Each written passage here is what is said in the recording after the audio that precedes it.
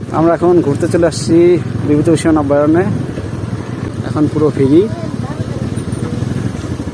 বহুদিন আগে আসছিলাম, 18 সালে একবার আসছি। নতুন বাঘ আনছে নাকি? তাই বাঘ না, আরো কিছু আছে।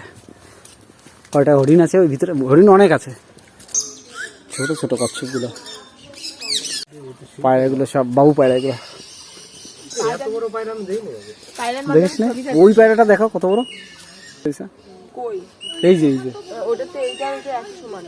দেখো ওইটা, ওই যেটা হচ্ছে তোমার মতন অত বড় বড়। এইটা ইসামতি নদী। এইখানে বিভূতিভূষণ কবিতা লিখিতেন। জল শুকিয়ে গেছে।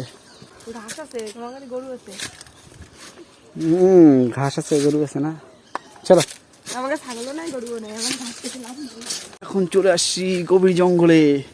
হরিণ হরিণ দেখো, লাল হরিণ। ভালোই লোকজন এখন আসে, ভিড়ি করে দিয়েছে না, এত লোক ছিল না আগে।